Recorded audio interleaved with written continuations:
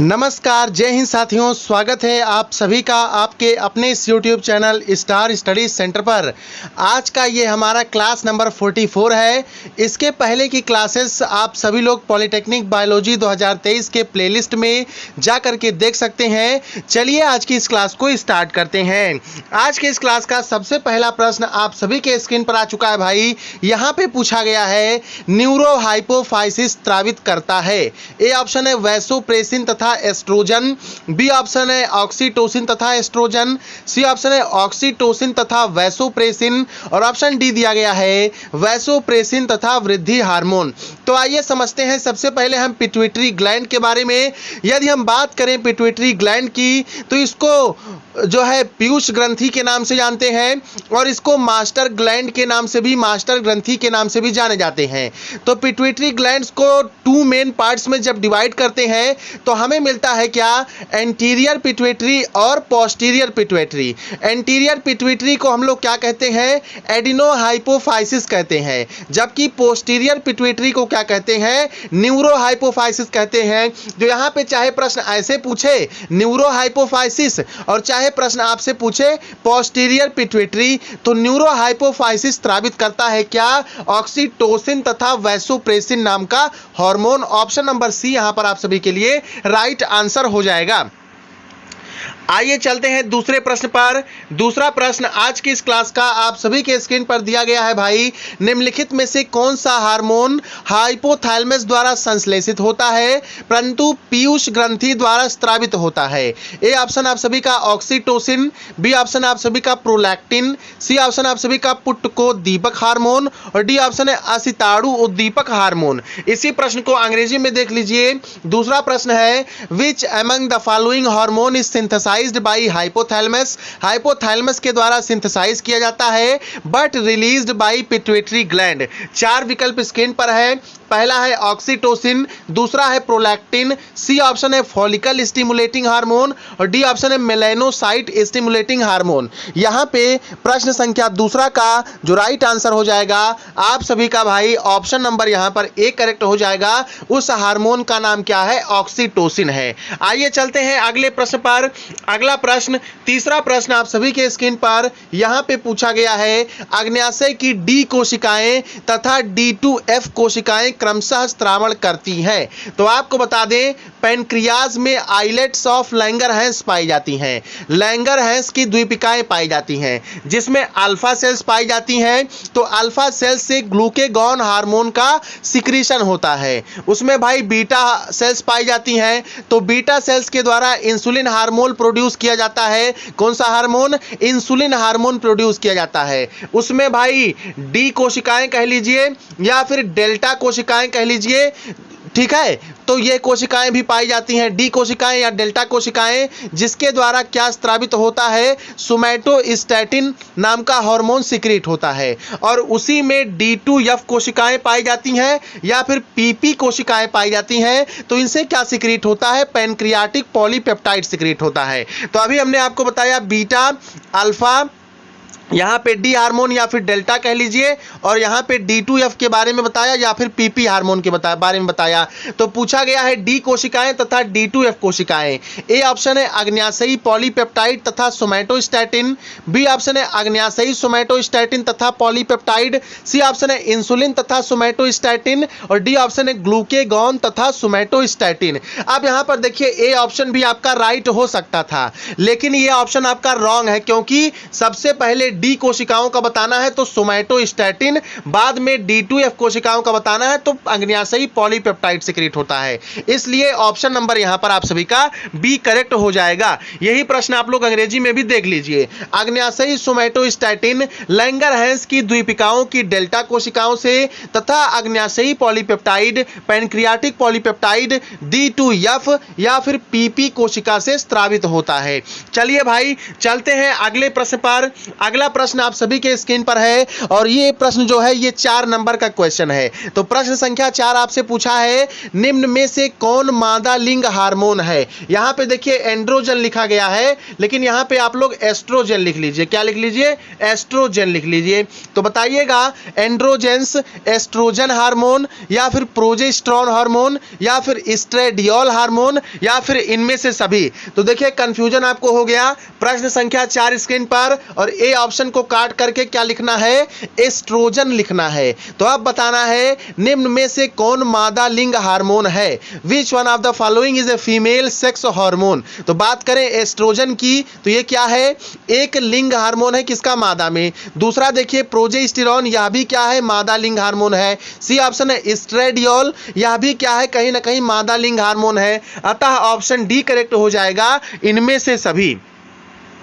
चलिए भाई आते हैं अगले प्रश्न पर। प्रश्न संख्या 5 आप सभी के स्क्रीन पर है। इस प्रश्न में पूछा गया है ग्लूकेगॉन हार्मोन स्रावित का होता है। ग्लूकेगॉन हार्मोन स्रावित होता है। Glucagon hormone is secreted by pituitary द्वारा, एड्रीनल द्वारा, लैंगरहैंस की द्वीपिकाओं की बीटा कोशिकाओं द्वारा, या फिर लैंगरहैंस की द्वीपिकाओं की अल्फा कोशिकाओं द्वारा। तो सर अभी आपने ऊपर बताया कि ग्लूकेगॉन हार्मोन जो है पैनक्रियाज में पाई जाने वाली आइलेट्स ऑफ लैंगरहैंस के अल्फा कोशिकाओं के द्वारा सिक्रीट होता है, जबकि बीटा कोशिकाओं के द्वारा इंसुलिन, वहीं पर डेल्टा या डी कोशिकाओं के द्वारा पैनक्रियाटिक सोमैटोस्टैटिन, वहीं पर D2F या फिर PP कोशिकाओं के द्वारा पैनक्रियाटिक पॉलीपेप्टाइड सिक्रीट होता है। सर पूछा क्या गया है? सिर्फ और सिर्फ ग्लूकेगॉन हार्मोन पूछा गया है और ये कहां से स्रावित होता है? लैंगरहैंस की कोशिकाओं की अल्फा, लैंगरहैंस की द्वीपिकाओं की अल्फा कोशिकाओं द्वारा। ऑप्शन यहां पर डी आप सभी के लिए राइट हो जाएगा। आइए चलते हैं आज की इस क्लास के 6वें प्रश्न पर। 6वां प्रश्न स्क्रीन पर आप सभी के है, बच्चे के दुग्धपान के समय स्तन में दुग्ध का निष्कासन करने वाले हार्मोन का नाम है। क्या वो हार्मोन प्रोलैक्टिन है, या फिर वो हार्मोन एस्ट्रोजन है, या फिर वो हार्मोन प्रोजेस्टेरोन है, या फिर वो हार्मोन आपका ऑक्सीटोसिन है? क्या राइट हो जाएगा सर? क्वेश्चन नंबर 6 के लिए राइट आंसर हो जाएगा सर ऑप्शन नंबर डी। बच्चे के दुग्धपान के समय स्तन में दुग्ध का निष्कासन करने वाले हार्मोन का नाम क्या है? ऑक्सीटोसिन हार्मोन है। इसके इंजेक्शंस भी आते हैं जो कि आजकल इसका दुरुपयोग भी होता है भाई। ठीक है, गाय भैंस को लगा देते हैं तो उनमें अवांछित दर्द उत्पन्न होने लगता है थनों में, स्तनों में। तो ये जो है एक अमानवीय कृत्य है। सरकार इस पर रोक भी कहीं ना कहीं लगा रही है। चलिए आएंगे 7वें नंबर के प्रश्न पर। 7वें नंबर का क्वेश्चन आप सभी के स्क्रीन पर इस प्रकार से, बहुमूत्र रोग किस हार्मोन की कमी से होता है? आपके एंट्रेंस एग्जाम में एक चैप्टर आता है इंपॉर्टेंट, एंडोक्राइन ग्लैंड्स, अंतःस्रावी ग्रंथियां, जहां से ये संबंधित प्रश्न आपको मिल रहे हैं और आपको भी अपने से भी उस चैप्टर को पढ़ लेना है। तो 7वां प्रश्न है, बहुमूत्र रोग किस हार्मोन की कमी से होता है? बहुमूत्र diabetes insipidus is due to deficiency of hormone adrenaline, insulin, vasopressin, या फिर ऑप्शन डी है सोमैटोट्रोपिक। इस प्रश्न के लिए राइट ऑप्शन होगा ऑप्शन नंबर सी, वैसोप्रोसिन हार्मोन की कमी से बहुमूत्र रोग हो जाता है। आप सभी का सी विकल्प आप सभी के लिए राइट हो जाएगा। आइए चलते हैं अगले प्रश्न पर। अगला प्रश्न आप सभी के स्क्रीन पर है और अगला प्रश्न जो पूछा गया है ये 8वें नंबर का प्रश्न है। और 8वें नंबर के प्रश्न में आपसे क्या पूछ रहा है भाई? यहां पर ब्यूबोनिक प्लेग का वाहक कीट है। Insect of vector in bubonic plague is, bubonic plague का क्या है? वाहक कीट कौन सा है? एडीज एजिप्टी है, जीनोप्सिला है, ग्लोसिना पल्पैलिस है, या फिर फ्लीबोटोमस है? फ्लीबोटोमस है। इस प्रश्न के लिए ऑप्शन बी करेक्ट होगा। जीनोप्सिला किसका वाहक कीट है? ब्यूबोनिक प्लेग का वाहक कीट है। आप सभी लोग डिटेल में देख सकते हैं। जियोप्सिना चेओपिस एक वाह्य परजीवी एक्टोपैरासाइट है जो कि चूहा तथा मनुष्यों का रुधिर चूसता है। चूहे का और मनुष्यों का रुधिर जो है भाई चूसता है। यह कीट बैसिलस पेस्टिस नामक जीवाणु को चूहों से मनुष्यों में प्रसारित करता है। देखिए भाई, जीनोप्सिला चेओपिस एक वाह्य परजीवी है जो कि सबसे पहले चूसेगा चूहे का खून। अब चूहे की बॉडी से बैसिलस पेस्टिस नाम का एक जीवाणु निकालेगा और मनुष्यों के रुधिर को चूसते समय मनुष्यों में जो है ट्रांसफर कर देता है, जो कि क्या करता है? ब्यूबोनिक प्लेग नाम का रोग उत्पन्न करता है। बड़ा ही खतरनाक रोग है। चलिए भाई आते हैं अगले प्रश्न पर। 9 नंबर का क्वेश्चन आप सभी के स्क्रीन पर। काइटिन युक्त वाह कंकाल पाया जाता है। A chitinous exoskeleton occurs in birds, fishes, insects, या फिर ऑप्शन डी है मैमेलिया। तो प्रश्न संख्या 9 का राइट आंसर हो जाएगा ऑप्शन नंबर सी, काइटिन युक्त वाह कंकाल किसमें पाया जाता है? इंसेक्ट्स में पाया जाता है, कीट वर्ग में पाया जाता है। चलिए ले चलते हैं आपको 10 नंबर के प्रश्न पर। 10 नंबर का क्वेश्चन स्क्रीन पर है। तिलचट्टे का अंडा है। एग ऑफ कॉकरोच इज आइसोलेसिथल है, मीजोलेसिथल प्रकार का होता है तिलचट्टे का अंडा। पेरीप्लेनेटा अमेरिकाना इसका क्या है? जो है जूलॉजिकल नेम है, बायोलॉजिकल नेम है, साइंटिफिक नेम है। या फिर टीलोलेसिथल प्रकार का अंडा होता है, या फिर सेंट्रोलेसिथल प्रकार का अंडा होता है। तो बात करें तिलचट्टे की, इसका वैज्ञानिक नाम क्या है? Periplaneta Americana.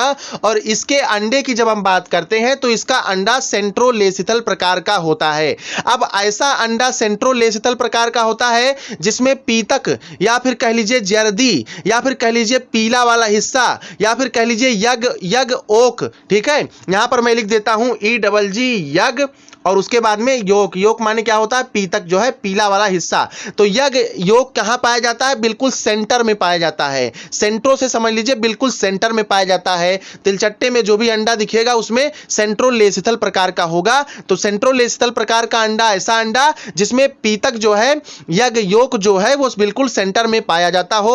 ऑप्शन नंबर यहां पर आप सभी का डी करेक्ट हो जाएगा।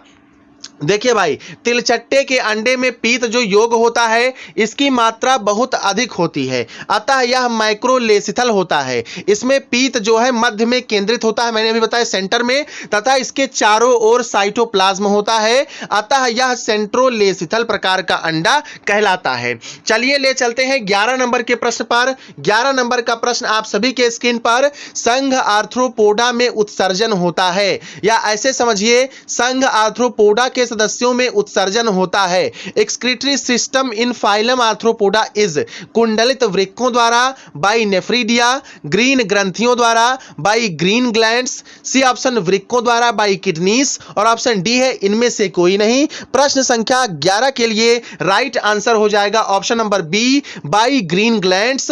ग्रीन ग्रंथियों द्वारा संघ आर्थ्रोपोडा में उत्सर्जन देखने को मिलता है।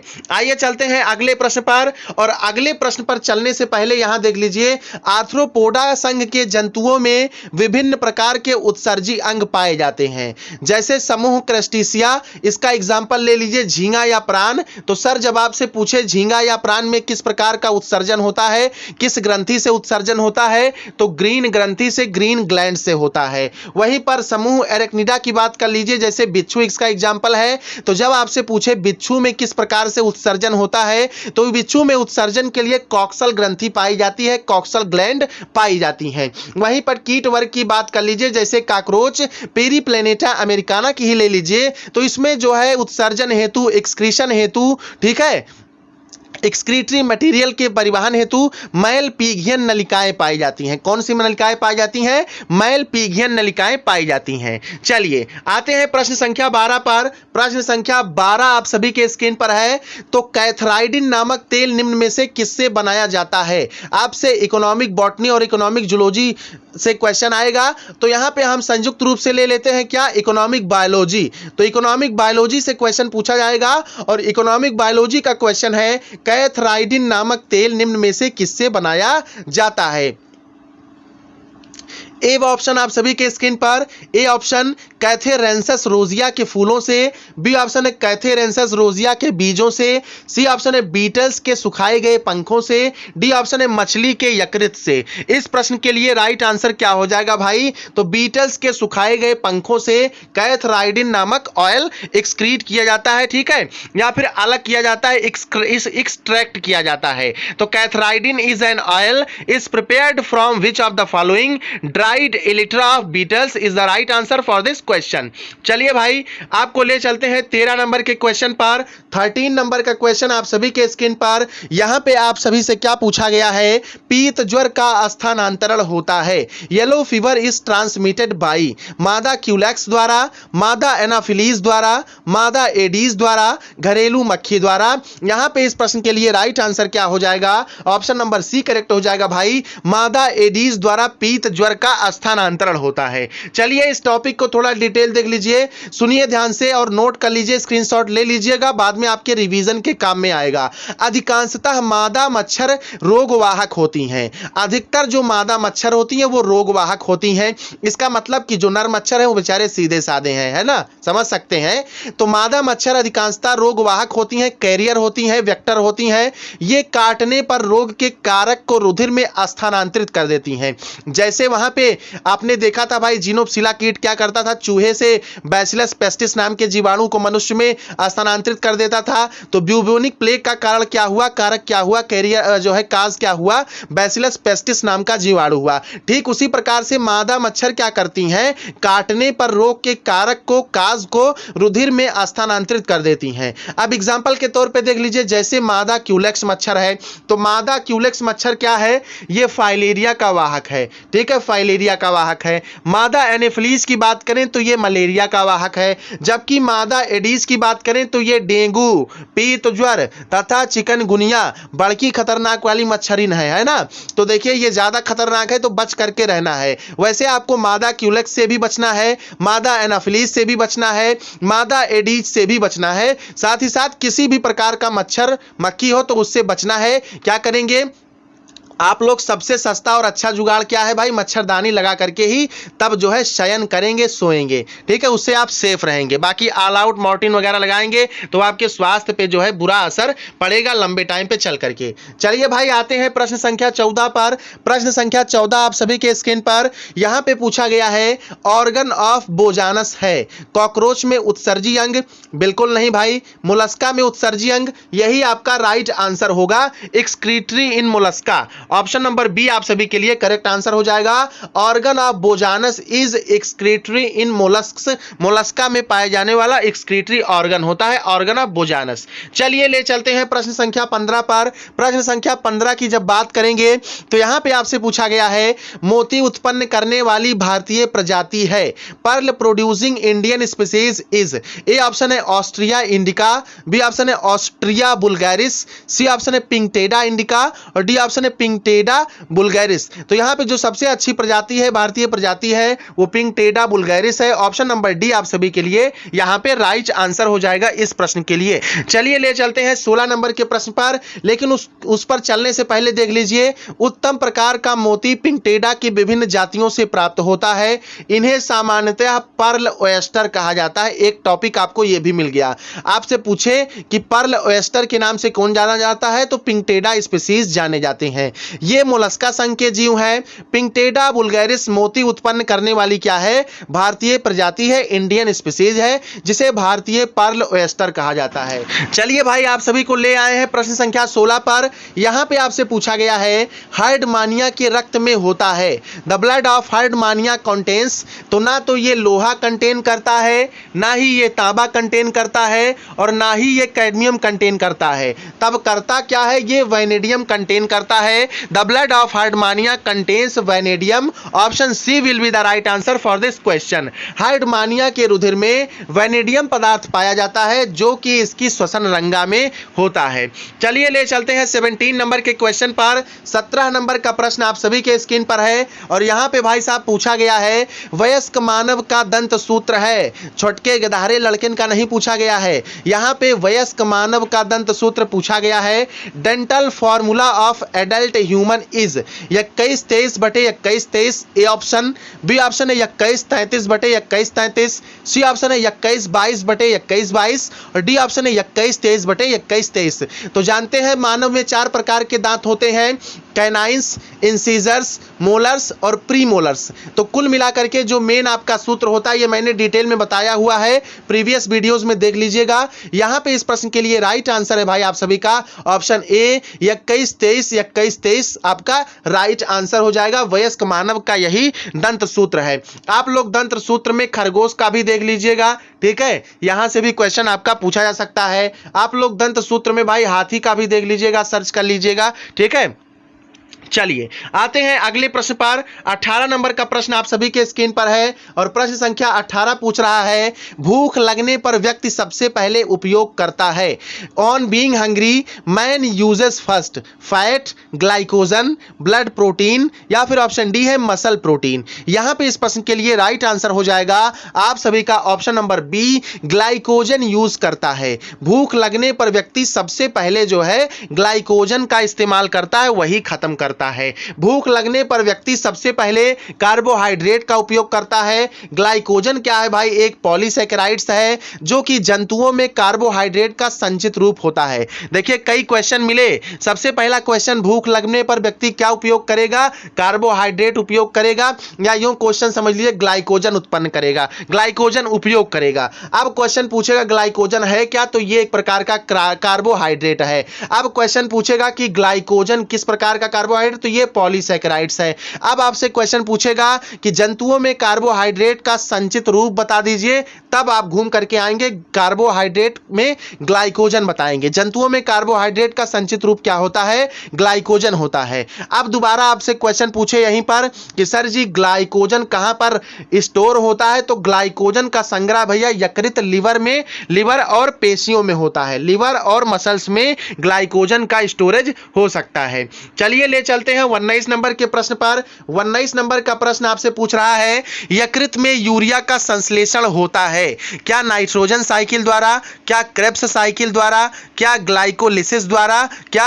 ऑर्निथीन साइकिल द्वारा? तो यकृत में यूरिया का संश्लेषण होता है, सबसे पहला प्रश्न ये पूछा है, तो ऑर्निथीन चक्र के द्वारा होता है। ऑर्निथीन चक्र के द्वारा यकृत में यूरिया का संश्लेषण होता है। अब यहां से यकृत को दिया जाए काट। अब आपसे क्वेश्चन पूछे यूरिया का संश्लेषण होता है कहां पर? यकृत में, किडनी में, है ना, या फिर आंत में, या फिर कहां पे? पैनक्रियाज में।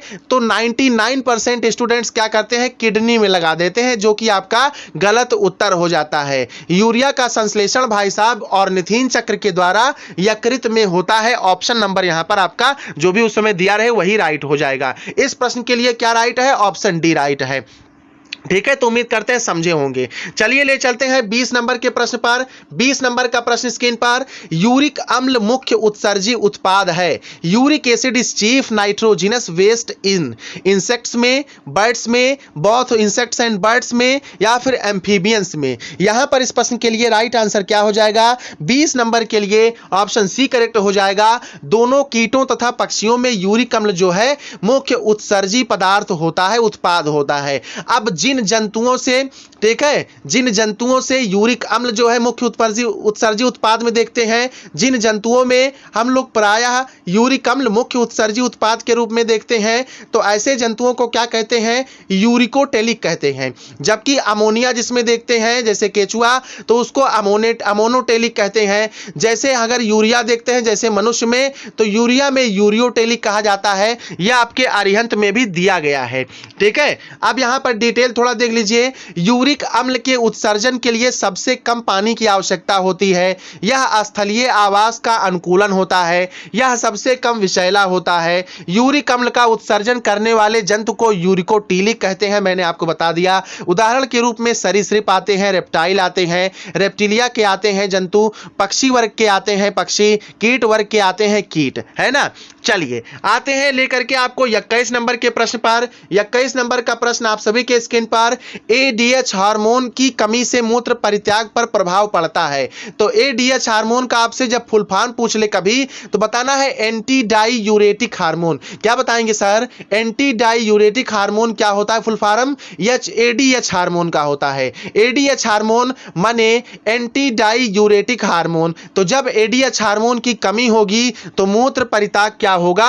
बढ़ेगा। अब डाई यूरेटिक, एंटी डाई यूरेटिक से समझ लीजिए एंटी का मतलब ही उल्टा। ठीक है, जब ये हार्मोन प्रॉपर मात्रा में आपके बॉडी में रहेगा तब आपको बहुत ज्यादा पेशाब नहीं लगेगा, आपको बहुत ज्यादा यूरिनेट नहीं करना पड़ेगा। लेकिन जैसे ही आपकी बॉडी में एडीएच हार्मोन की कमी हो जाती है, एंटी डाई यूरेटिक हार्मोन की कमी हो जाती है, तब आप बार बार पेशाब करने जाने लगते हैं। तो क्या होगा? मूत्र परित्याग आपका क्या हो जाएगा? Due to deficiency of ADH hormone, antidiuretic hormone, rate of urination increases. आपका यूरिनेशन जो है बढ़ जाएगा, ज्यादा जो है आप यूरिनेट करेंगे। चलिए भाई, तो यहाँ पे प्रश्न संख्या 21 को थोड़ा डिटेल में देख लीजिए। पीयूष ग्रंथि, जिसको पिट्यूटरी ग्रंथि भी कहते हैं या इसी को मास्टर ग्लैंड के नाम से भी जानते हैं, इसके पोस्टीरियर पार्ट से, पोस्टीरियर पिट्यूटरी से या फिर न्यूरो हाइपोफाइसिस से वैसोप्रेसिन, अब इसी वैसोप्रेसिन को हम लोग एंटी डाईयूरेटिक हार्मोन भी कहते हैं, शॉर्ट फॉर्म में एडीएच कह देते हैं। तो एडीएच हार्मोन के अल्प स्त्रावण से मूत्र परित्याग क्या होता है, बढ़ जाता है। यह अवस्था क्या कहलाती है, बहुमूत्रता या पॉलीयूरिया कहलाती है, तथा इस रोग को क्या कहते हैं, डायबिटीज इंसिपिडियस कहते हैं। अब डायबिटीज इंसिपिडियस में होता क्या है कि रक्त ग्लूकोज स्तर, आपका ब्लड ग्लूकोज लेवल प्रायः नॉर्मल रहेगा, सामान्य रहेगा, किंतु शरीर के निर्जलीकरण से प्यास अधिक लगती है और रोगी अत्यधिक पानी पीता है। अब मान लीजिए किसी को एंटी डायूरेटिक हार्मोन की कमी हो गई, कमी के फलस्वरूप उसको बहुमूत्रता या पॉलीयूरिया हो गई। इस बहुमूत्रता या पॉलीयूरिया की अवस्था को हम क्या कह दिए, डायबिटीज इंसिपिडियस कह दिए। और जैसे ही बॉडी में डायबिटीज इंसिपिडियस डिजीज हो गया, बॉडी में निर्जलीकरण होने लगा और निर्जलीकरण से क्या होने लगी, बहुत ज्यादा प्यास लगने लगी और रोगी अत्यधिक पानी पीने लगता है, और जितना पानी पिएगा उतना ज्यादा वो यूरिनेट करेगा। तो अब बताओ भैया, ये जब रोग हो जाएगा तो उसके उपचार की आवश्यकता होगी कि नहीं होगी, या उसको बार बार करना चाहिए यूरिनेट? तो इसके उपचार के लिए, किसके, डायबिटीज इंसिपिडियस के उपचार के लिए हम लोग क्या दे देते हैं, कृत्रिम एडीएच दे देते हैं, कृत्रिम आर्टिफिशियल एंटी डायूरेटिक हार्मोन देते हैं। इसी हार्मोन को मेडिकल टर्म में क्या कहते हैं, पिट्रेसिन कहते हैं, इसी का उपयोग करते हैं। तो अगर आपसे क्वेश्चन पूछे एंटी डायूरेटिक हार्मोन की कमी हो जाती है तो क्या देते हैं, पिट्रेसिन देते हैं। ठीक है, चलिए आते हैं आज के इस क्लास के लास्ट क्वेश्चन पर। आज के इस क्लास का 22 नंबर का प्रश्न है, हृदय स्पंदन को उत्तेजित करने वाला हार्मोन है, the hormone which stimulates heart beat is, thyroxine कहेंगे, ग्लूकेगॉन कहेंगे, एड्रीनलिन कहेंगे या फिर गैस्ट्रिन कहेंगे। तो जब भी बात आएगी हृदय स्पंदन की, हार्ट स्टिमुलेशन की, तो इसको उत्तेजित करने वाले हार्मोन का नाम क्या है, एड्रीनलिन हार्मोन है। सर आपसे क्वेश्चन पूछा जाए कि एड्रेनलिन हार्मोन कहां से सिक्रीट होता है, तो एड्रीनल ग्लैंड से सिक्रीट होता है। ऑप्शन आपका फिर भी सी आपका करेक्ट हो जाएगा, लेकिन जब एड्रीनल लिखा रहे। लेकिन हृदय स्पंदन को उत्तेजित करने वाला हार्मोन एड्रीनलिन, और कहां से सिक्रीट होता है, एड्रीनल ग्रंथि से। ये क्या भाई आज का लास्ट क्वेश्चन 23 नंबर का प्रश्न है, एक क्वेश्चन और मिल गया। चलिए 23 नंबर पर चर्चा करते हैं। निम्नलिखित में से कौन आपातकालीन ग्रंथि कहलाती है, which of the following is known as emergency gland. Emergency gland कौन सी कहलाती है, एड्रीनल ग्लैंड कहलाती है। इसी ग्रंथि के द्वारा एक हार्मोन सिक्रीट होता है जिसको नाम दिया गया है एड्रीनलिन, और वही हार्मोन क्या करता है, हृदय स्पंदन को उत्तेजित करता है। उम्मीद करते हैं कि प्रश्न आपको समझ में आ गए होंगे।